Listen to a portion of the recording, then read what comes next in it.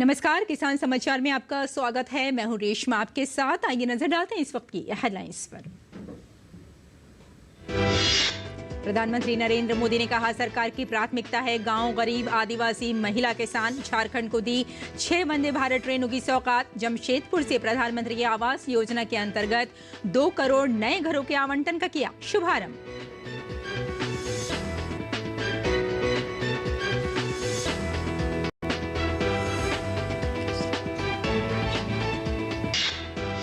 महिलाओं और बच्चों के पोषण स्तर में सुधार लाने के लिए देश भर के अलग अलग हिस्सों में मनाया जा रहा है पोषण माह। इसके तहत राजस्थान के सिरोही में सभी आंगनवाड़ी केंद्रों पर महिलाओं को पोषाहार की दी जा रही है जानकारी। पोषण माह का उद्देश्य बच्चों को कुपोषण जैसी बीमारियों से बचाना।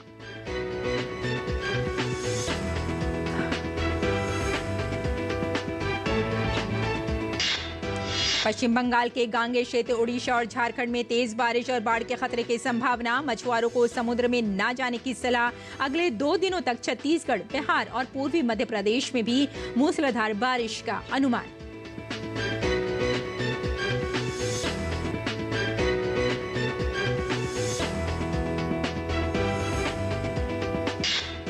फसल कटाई का त्योहार ओणम को लेकर केरल समेत पूरे देश में उत्साह और जोश का माहौल। ये त्योहार राजा बरी की केरल की वार्षिक यात्रा का भी है प्रतीक। राष्ट्रपति द्रौपदी मुर्मू और प्रधानमंत्री नरेंद्र मोदी ने सभी को दी ओणम की शुभकामनाएं। ओणम का समापन आज।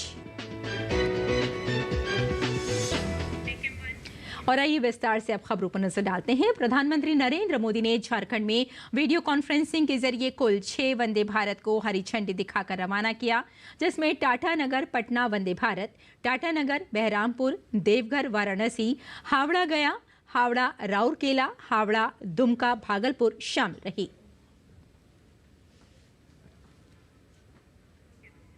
रेलवे से जुड़ी करीब 660 करोड़ रुपए की परियोजनाओं को प्रधानमंत्री ने राष्ट्र को समर्पित किया।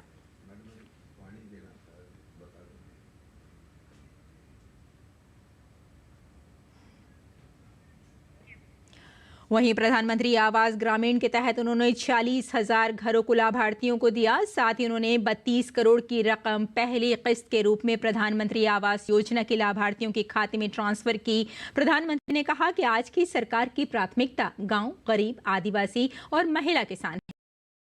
विकास कार्यों को संपूर्णता में कराया जा रहा है। 6 नई वंदे भारत ट्रेनें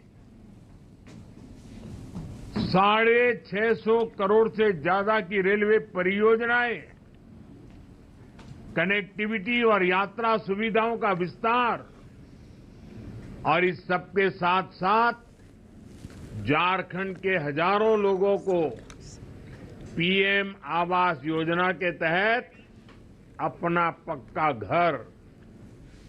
मैं झारखंड की जनता जनार्दन को इन सभी विकास कार्यों के लिए बधाई देता हूं। महिलाओं और बच्चों के पोषण स्तर में सुधार लाने के लिए देश भर के अलग अलग हिस्सों में पोषण माह मनाया जा रहा है। इसी के तहत राजस्थान के सिरोही में सभी आंगनवाड़ी केंद्रों पर महिलाओं का पोषण आहार की जानकारी दी गई। महिलाओं और बच्चों के पोषण स्तर में सुधार के उद्देश्य से महिला एवं बाल विकास मंत्रालय द्वारा 1 से 30 सितंबर तक राष्ट्रीय पोषण माह मनाया जा रहा है। इसी कड़ी में राजस्थान के सिरोही जिले में पोषण माह के अंतर्गत जिले के सभी आंगनबाड़ी केंद्रों पर पोषाहार के बारे में महिलाओं को जानकारी दी जा रही है और उन्हें जागरूक किया जा रहा है। इस पोषण माह के दौरान प्रधानमंत्री मातृ वंदना योजना के प्रगति बढ़ाने हेतु भी कार्य किया जा रहा है और आंगनबाड़ी कार्यकर्ताओं द्वारा बढ़ चढ़ के इसमें फॉर्म भरे जा रहे हैं। तो आप जैसे देख सकते हैं, ये समस्त गतिविधियां संपूर्ण सिरोही जिले में की जा रही है ताकि पोषण के प्रति समाज की जागरूकता बढ़े, अवेयरनेस आवे और जो कुपोषण का एक कलंक है वह समाप्त हो। आंगनबाड़ी केंद्रों पर जहां महिलाओं को पोषाहार को लेकर जागरूक किया जा रहा है, वहीं उन्हें पोषाहार सामग्री भी बांटी जा रही है। आंगनबाड़ी केंद्र पर कार्यरत कार्यकर्ताओं का कहना है कि पोषण सामग्री का सेवन करने से महिलाओं और बच्चों का शारीरिक विकास बेहतर होता है। पोषण माह के अंतर्गत जो कार्यक्रम और गतिविधि कर रहे हैं उसके बारे में बच्चे और महिला को आमंत्रित किया गया है और उनको जानकारी के लिए बुलाया गया है कि इनको ये बताया जा सके कि पोषण माह से इनको क्या जानकारी मिले। तो हमने महिलाओं को बुलाकर पोषण माह के अंतर्गत उनको बोला कि आप जो भी गर्भवती धात्री महिलाएं 6 माह से 3 वर्ष के जो भी बच्चे हैं उनके अपने बच्चों को पोषण स्तर में जितने सुधार करने के लिए उनको किस तरह से समझाया जाए, इसलिए पोषण माह की गतिविधि की जाती है। पोषण माह की गतिविधि चल रही है तो मैंने गांव की महिला गर्भवती और दात्री और उनके बच्चों को सबको बुला के ये जानकारी देने के लिए हमने पोषण माह की सब गतिविधि कर रही है। उसमें प्रथम डिलीवरी के फॉर्म भी भरे जाते हैं। उनको पहली डिलीवरी में जो पैसे मिलते हैं फर्स्ट फॉर्म भरने पर 1000 और दूसरी जांच के बाद 1000 और डिलीवरी होने के बाद भी 3000 मिले, ऐसे 5000 रुपये मिलते हैं। लाभार्थियों का कहना है कि इस कार्यक्रम से उन्हें काफी लाभ हो रहा है। उन्हें आंगनबाड़ी केंद्रों द्वारा पौष्टिक दलिया, खिचड़ी, कैल्शियम और आयरन की दवाइयां सहित अन्य सामग्री वितरित की जा रही है। यहाँ पे आंगनबाड़ी में पोषण मिलता है जिसमें मुझे भी मिलता है। मैं किशोर अवस्था के बालिका 14 से 18 साल के लड़कों को सबको मिलता है और मुझे भी मिलता है सादा दलिया, मीठा दलिया और चावल। पोषण माह का उद्देश्य बच्चों को कुपोषण और महिलाओं को एनीमिया जैसी बीमारियों से बचाना और लोगों में जागरूकता पैदा करना है। Bureau report, DD news. और उपभोक्ता मामलों के मंत्रालय ने कहा कि 5 सितंबर को शुरू की गई सरकार की सब्सिडी वाले प्याज की बिक्री की पहल से कुछ ही दिनों में प्रमुख शहरों में कीमतों में गिरावट आई है।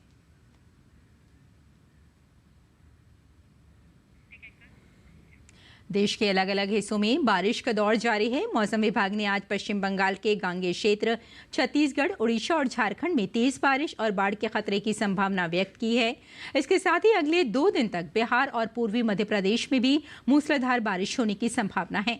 वहीं उत्तराखंड में हो रही भारी बारिश के कारण आम जनजीवन अस्त व्यस्त हो गया है। पहाड़ों पर हो रही बारिश के कारण मैदानी इलाकों में नदियों का जलस्तर बढ़ने लगा है। मौसम विभाग ने अगले 48 घंटे के दौरान अरुणाचल प्रदेश, सिक्किम, उत्तर प्रदेश, नागालैंड, मणिपुर, मिजोरम, त्रिपुरा, असम और मेघालय में तेज बारिश का अलर्ट जारी किया है।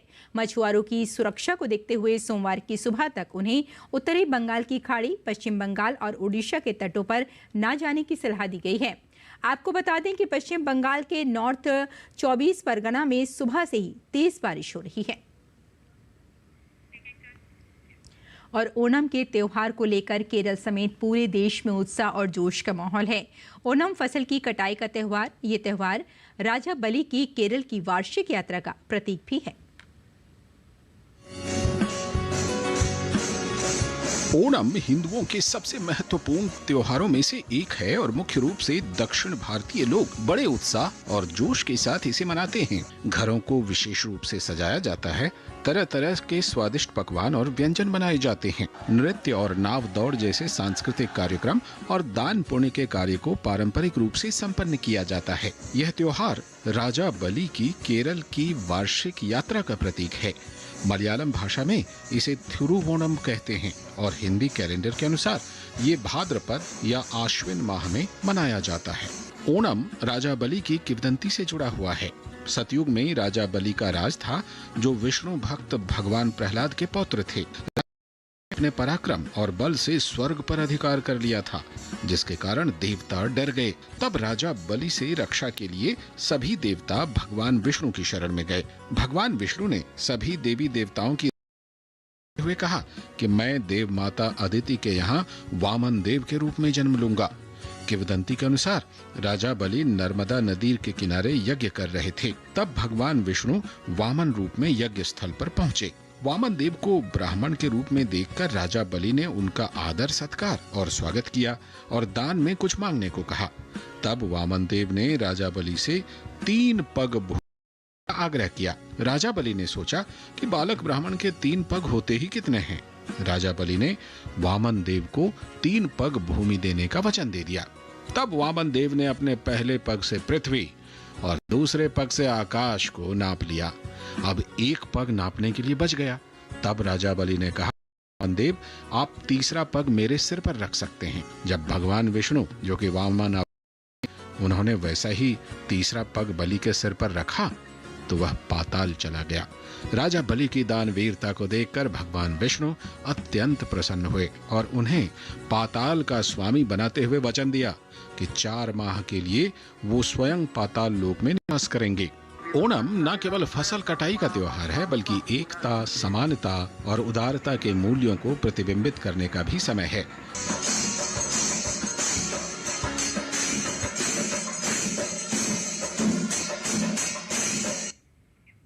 और राष्ट्रपति द्रौपदी मुर्मू ने ओणम के शुभ अवसर पर सोशल मीडिया प्लेटफॉर्म एक्स पर पोस्ट कर सभी को ओणम की शुभकामनाएं दी। उन्होंने पोस्ट में लिखा कि ओणम के शुभ अवसर पर मैं सभी को, विशेषकर केरल के हमारे भाइयों और बहनों को हार्दिक शुभकामनाएं देती हूं।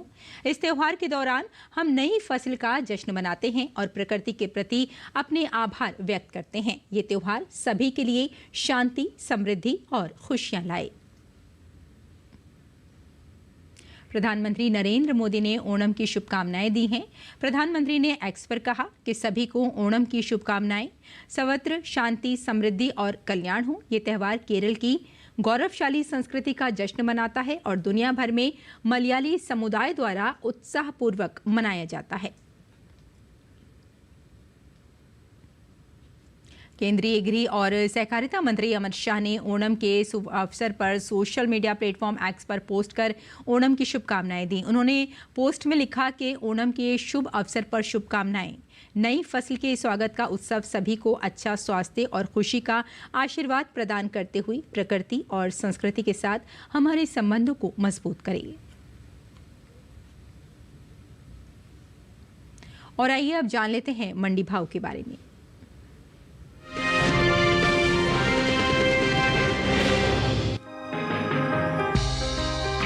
कृषि उपज मंडियों में इन दिनों प्याज की आवक सामान्य बनी हुई है। भाव की बात करें तो शनिवार को गुरदासपुर, राजकोट और फतेहपुर मंडी में प्याज के सौदे बढ़त के साथ हुए, जबकि तुलसीपुर मंडी में इस दौरान प्याज के भाव में नरमी देखने को मिली। एगमार्क नेट के मुताबिक पंजाब की गुरदासपुर मंडी में प्याज का कारोबार तेजी के साथ हुआ। यहाँ 13 सितंबर को प्याज का भाव था 3,800 रुपए। 14 सितंबर को प्याज का भाव 200 रुपए उछलकर भाव 4,000 रुपए प्रति क्विंटल हो गया।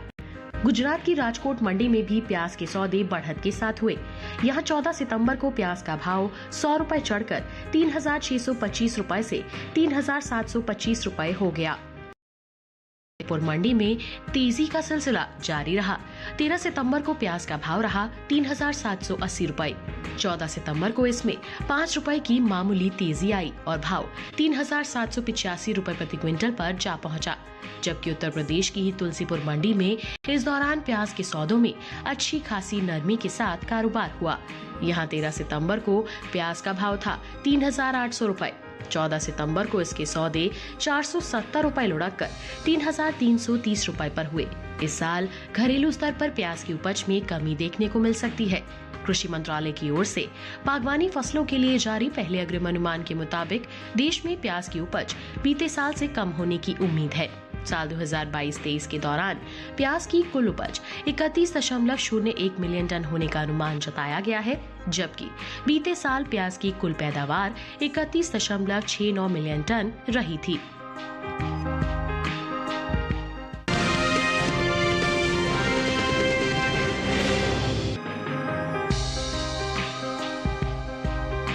ज्यादातर कृषि उपज मंडियों में शनिवार को गेहूं का कारोबार गिरावट के साथ हुआ, जबकि कुछ मंडियों में गेहूं के भाव में कोई बदलाव नजर नहीं आया।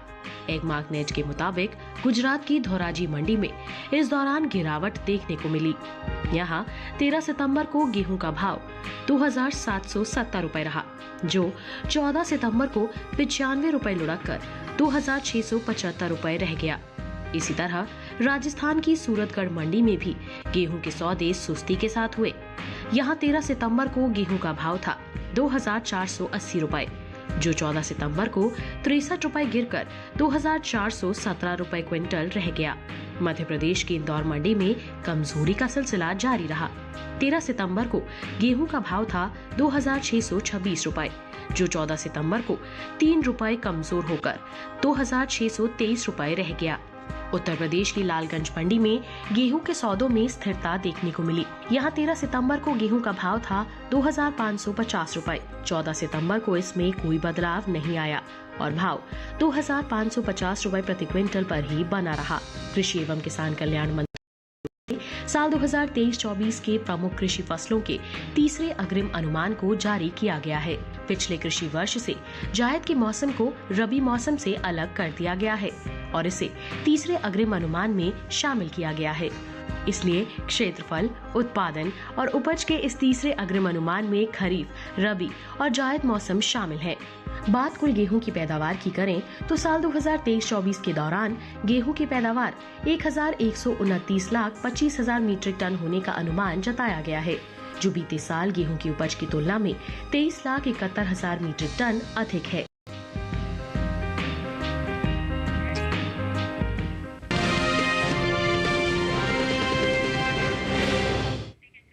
और किसान इस मौसम में कैसे रखें अपनी खेती का ख्याल, आइए जानते हैं।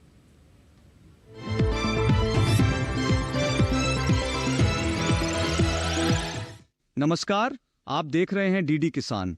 मैं हूं एआई कृष और आज हम अरुणाचल प्रदेश और असम में होने वाली खेती किसानी से संबंधित सलाहों के बारे में पूरी जानकारी देंगे। अरुणाचल प्रदेश के ऊपरी इलाकों के किसान इस समय सरसों की बुवाई करें। इसके साथ ही यहां अभी सोयाबीन की कटाई करें। इसके अलावा इस समय पत्ता गोभी, फूल गोभी और ब्रोकली जैसी गोभी वर्गीय सब्जियों की नर्सरी तैयार करें। अरुणाचल प्रदेश में ही इस मौसम में धान को रोगों से बचाएं।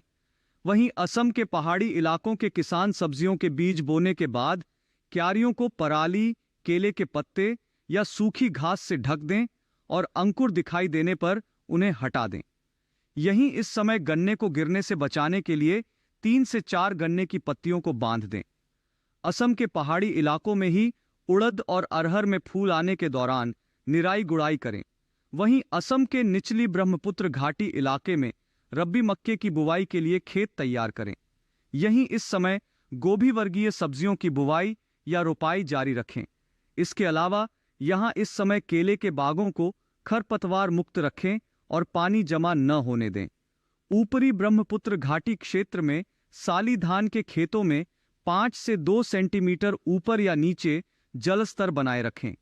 यही इस समय बहुत कम अवधि वाली साली धान की किस्मों के अंकुरित बीजों की सीधी बुवाई पूरी करें। ऊपरी ब्रह्मपुत्र घाटी इलाके में ही शेड नेट या पॉली हाउस में फूल गोभी और ब्रोकली की मध्य मौसमी किस्मों की नर्सरी लगाते रहे। इसके साथ ही यहां इस समय अगेती मूली की किस्मों की बुवाई भी जारी रखें। बराक घाटी इलाके में जो किसान बाढ़ के कारण नर्सरी में पौधे नहीं लगा पाए हैं, वे सितंबर के मध्य तक बहुत कम अवधि वाली साली धान की किस्मों के अंकुरित बीजों की सीधी बुवाई करें। इसके साथ ही यहां साली धान के खेतों में पर्याप्त जल स्तर बनाए रखें। बराक घाटी इलाके में ही शरद ऋतु के दौरान सुपारी के बीजों की बुवाई जारी रखें। मध्य ब्रह्मपुत्र घाटी क्षेत्र में मूंग और उड़द की बुवाई के अलावा मूली, फूल गोभी, गांठ गोभी और पत्ता गोभी की नर्सरी लगाते रहें। असम के उत्तरी तटीय मैदानी क्षेत्र में मूंग और उड़द की बुवाई जारी रखें। इसके अलावा यहां तिल की बुवाई के 20 से 25 दिन बाद निराई गुड़ाई करें। इसी तरह कृषि और किसानों से जुड़ी हर महत्वपूर्ण जानकारी के लिए हमारे साथ जुड़े रहिए और देखते रहिए डीडी किसान। धन्यवाद।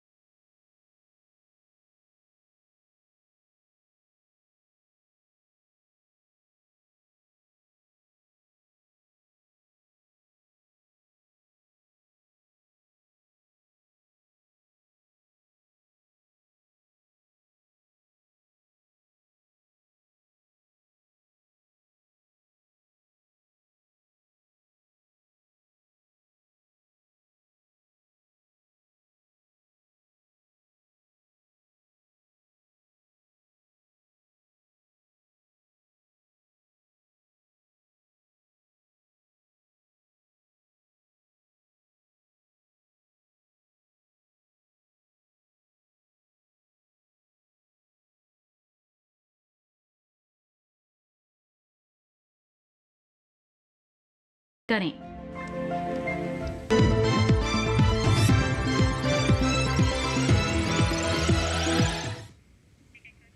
और खेती किसानी के साथ साथ आइए नजर डाल लेते हैं कुछ और महत्वपूर्ण खबरों पर। खास खबर में जमानत पर बाहर आए दिल्ली के सीएम केजरीवाल ने की बड़ी घोषणा। शराब घोटाले के आरोपी सीएम ने इस्तीफे की घोषणा की। 2 दिन बाद सीएम पद से देंगे इस्तीफा। दिल्ली विधानसभा चुनाव तक कोई और संभालेगा सीएम पद की जिम्मेदारी। उत्तर प्रदेश के मेरठ जिले के लोहिया नगर इलाके में बड़ा हादसा हुआ है। एक 3 मंजिला इमारत के ढह जाने से 10 लोगों की मौत हो गई। राजस्थान के बूंदी जिले में एक सड़क हादसे में 6 श्रद्धालुओं की मौत हो गई और 3 अन्य घायल हो गए।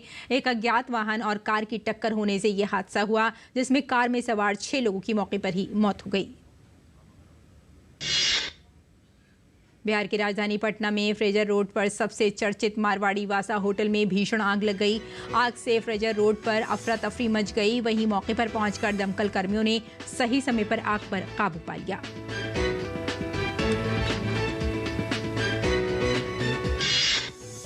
जनपद बहराइच में पिछले कुछ समय से आदमखोर भेड़िए का आतंक जारी है। इसमें कई लोगों की जान जा चुकी है। वहीं वन विभाग भेड़ियों को पकड़ने की कोशिश में लगा हुआ है। बरेली के फर्जी डिग्री मामले में ठगी के मास्टरमाइंड विजय शर्मा पर बरेली पुलिस ने 25,000 के इनाम की घोषणा की है। इस मामले में खुसरो कॉलेज के अध्यक्ष शेर अली और उसके बेटे को पुलिस ने पहले पकड़ लिया था, लेकिन इस गैंग का मास्टरमाइंड विजय शर्मा अभी भी फरार है। तो किसान समाचार में फिलहाल इतना ही। अनुमति दें। नमस्कार।